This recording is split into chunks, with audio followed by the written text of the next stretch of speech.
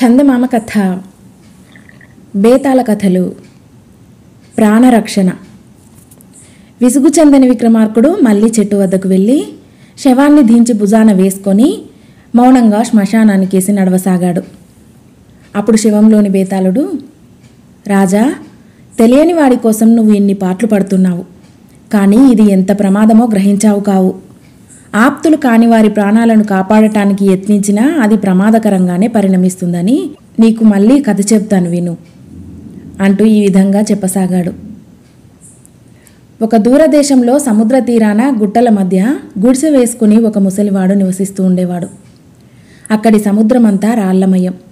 సముద్రంలో పోటు వచ్చినప్పుడు నాచు కొట్టుకు వచ్చి ఈ రాళ్ల సందున చిక్కుకుంటూ ఉండేది. ముసలివాడు ఆ సముద్రపు నాచు పోగు చేసి సమీపంలో ఉన్న గ్రామంలో అమ్మి ఆ డబ్బులతో జీవయాత్ర సాగిస్తూ ఉండేవాడు. గ్రామంలో కొద్దిపాటి వ్యవసాయం సాగుతూ ఉండేది, కానీ అక్కడి నేల సారవంతమైనది కాదు. అందుచేత రైతులు సముద్రపు నాచును ఎరువుగా ఉపయోగించేవారు. డబ్బు పోసి సముద్రపు నాచు కొనలేని వాళ్ళు సముద్ర తీరానికి వచ్చి ఏరుకుపోతుండేవారు. కానీ ముసలివాడిలాగా అదే వృత్తిగా జీవించేవారెవరూ లేరు. ముసలివాడికి అకస్మాత్తుగా కీళ్లవాతం వచ్చింది. 50 ఏళ్ల పాటు నాచుపోగు చేసి జీవించిన వాడు కాస్త నడవలేని స్థితికి వచ్చేశాడు. అందుచేత ఆ పనికి వాడి మనవరాలు మళ్ళీ పూనుకున్నది. మళ్ళీ 15-16 ఏళ్ల పిల్ల. ఆమె జీవితమంతా సముద్ర తీరానే గడిచింది. తాత సముద్రపు నాచు కోసం వెళ్ళేటప్పుడు ఆ పిల్ల కూడా వెంట వెళ్ళేది. తాత నాచు అమ్ముకురావటానికి గ్రామానికి వెళ్ళినప్పుడు ఆమె సముద్ర తీరం వెంబడి ఉన్న రాళ్ల గుట్టల మీదుగా వెళ్ళి నాచు దొరికే చోట్లన్నీ పరిశోధించేది.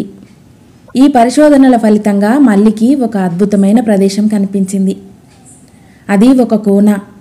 ముసలివాడి ఇంటికి ఎగువగా కొద్ది దూరాన సముద్రం లోపలికి చొచ్చుకురావటం వల్ల ఈ కోన ఏర్పడింది. దీని నిండా చెదురుగా రాళ్ల గుట్టలున్నాయి.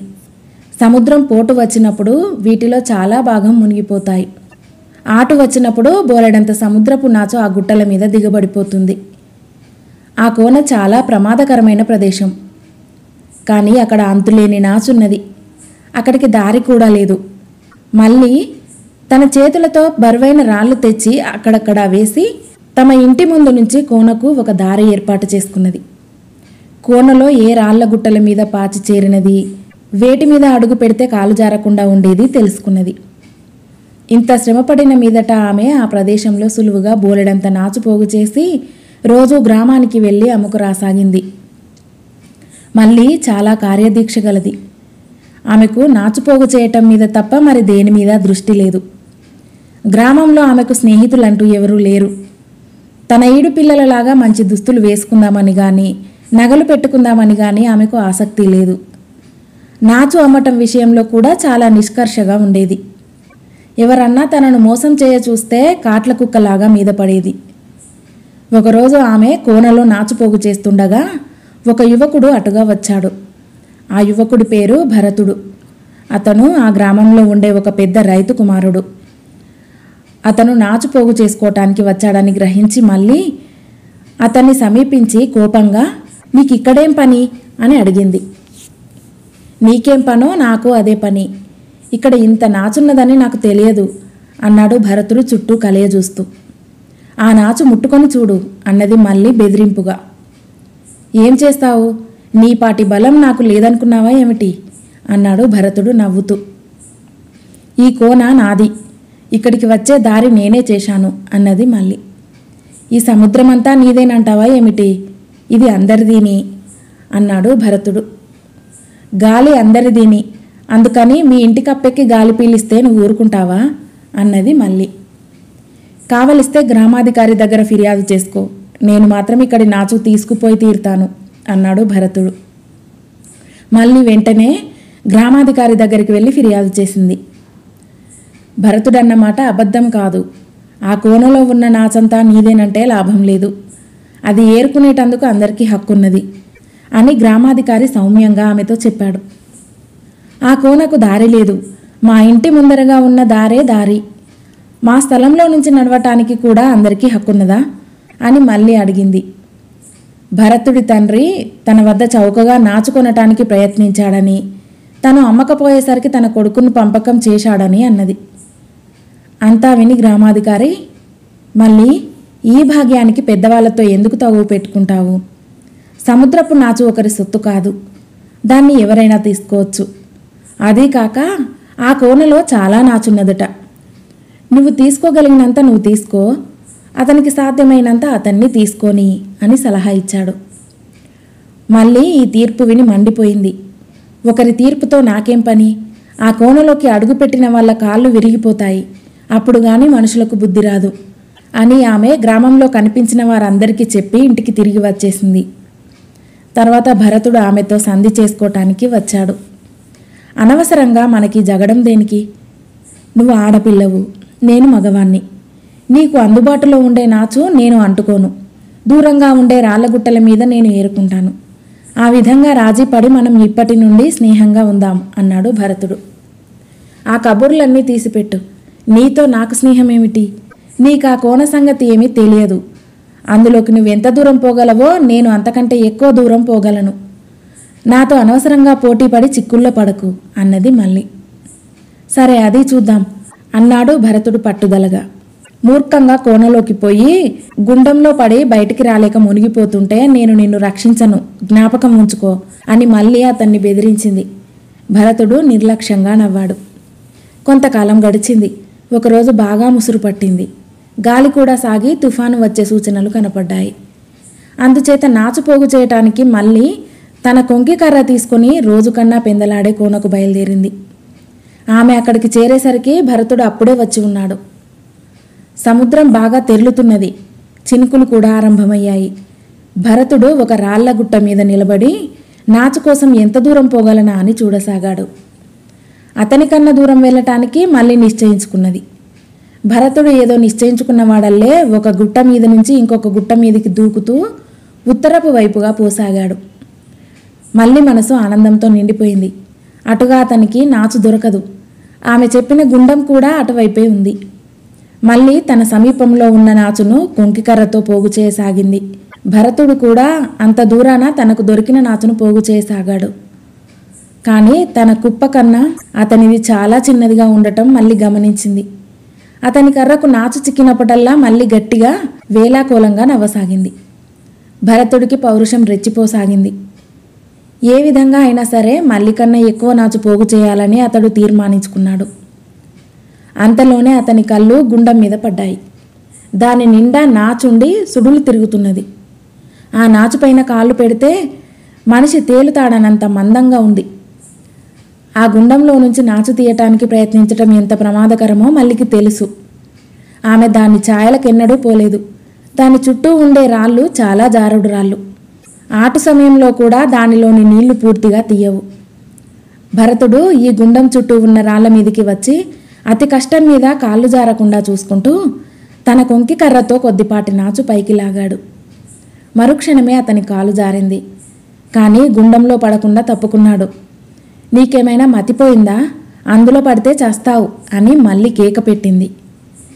నీ పని నువ్వు చూసుకో, నా ఊసెందుకు అన్నాడు భరతుడు. నీ ఊసు నాకేమీ అక్కర్లేదులే అంటూ మళ్ళీ తన కొంకి కర్ర ఎత్తుకొని నాచు కోసం వెతుకుతూ కదిలింది. అంతలోనే గుండంలో ఏదో పడిన చప్పుడు ఆమెకు వినిపించింది. ఆమె తల ఎత్తి చూస్తే భరతుడు లేడు. అతని శరీరం గుండంలో దొర్లుతూ తిరగటం ఆమె కంటపడింది. ఆమె కాళ్ళ మీద చేతుల మీద పాకుకుంటూ గుండం వద్దకు వెళ్ళింది. భరతుడు ఒకసారి తేలి కనిపించాడు. అతని నుదురుకు పెద్ద గాయమై రక్తం కారుతున్నది. అతను దగ్గరికి రాగానే ఆమె అతని చొక్కా పట్టుకొని తన కొంకి కర్ర అందిస్తూ ఈ కర్రను గట్టిగా పట్టుకో అన్నది. అతను కర్రను పట్టుకున్నాడు. అప్పుడు ఆమె అతన్ని రాళ్ల మీదికి లాగింది. తర్వాత ఏం చేయాలో మల్లికి తెలియలేదు. సముద్రం పోటు వస్తున్నది. అక్కడి నుంచి అతన్ని తీసుకుపోకపోతే త్వరలోనే తన చుట్టుప్రక్కల ప్రాంతమంతా మునిగిపోతుంది. ఆమె అతన్ని ఎత్తటానికి ప్రయత్నించింది. ఆమెకు ఎక్కడ లేని సత్తువ వచ్చింది. అతన్ని మోసుకుంటూ ఆమె అతి ప్రయాస మీద తన గుడిసెకు చేరుకున్నది. భరతుడికిప్పుడు స్పృహ లేదు. అతని మొహం పూర్తిగా వాలిపోయి ఉన్నది. అతన్ని చూసి ముసలాడు, మళ్ళీ ప్రాణం పోయినట్టుందే అన్నాడు. ఇంకా లేదు తాత, నేను గ్రామానికి వెళ్ళి వాళ్ళను పిలుచుకు వస్తాను, బ్రతికించుకుంటారేమో అన్నది మళ్ళీ. ఇంకా నయం, అటువంటి పిచ్చి పని చేయకు, పగ కొద్దీ మనమే చంపామంటారు అన్నాడు ముసలాడు. మళ్ళీ ఒక్క క్షణం పాటు నివ్వెరపోయింది. మరుక్షణం అంటే అనని అంటూ ఆమె గ్రామానికి పరిగెత్తింది. త్వరలోనే భరతుడి తల్లి, తండ్రి, నౌకర్లు వచ్చారు. తల్లి భరతుడి మీద పడి, అయ్యో నిన్ను పొట్టన పెట్టుకున్నారా తండ్రి అంటూ ఏడ్చింది. భరతుడి తండ్రి ఊరుకోమని భార్యను మందలిస్తూ, నా కొడుకుని ఇంత చేసిన వాళ్ళ రక్తం కళ్ళ చూడకుండా వదిలిపెడతానా అన్నాడు. మల్లికి గుండెలు అవిసిపోయాయి. తన తాత చెప్పినంత కాబోతున్నది. భరతుడు ఎట్లాగో బతకడు. హత్యానేరం తన మీద మోపి తనను ఉరితీస్తారు. తాను అతన్ని రక్షించటానికి తన ప్రాణాన్ని ఒడ్డినట్టు సాక్ష్యమేముంది? స్పృహ లేకుండా ఉన్న తమ కొడుకును మల్లిని వెంటబెట్టుకుని రైతు దంపతులు తమ గ్రామానికి వెళ్ళారు. వారు మల్లిని గ్రామాధికారికి ఒప్పగించి తమ కొడుకు నాచు తీసుకుపోతున్నాడని కొట్టి చంపేసిందని ఫిర్యాదు చేశారు. ఆయన ఆ రాత్రల్లా మల్లిని ఖైదులో ఉంచాడు. ఒక రాత్రి వేళ భరతుడు పెద్దగా మూలిగి కళ్ళు తెరిచాడు. ఏం నాయనా అంటూ తల్లి అతని ఎదుటికి వెళ్ళింది. అతను ఎవరికోసమో వెతుకుతున్నట్టుగా చుట్టూ చూశాడు.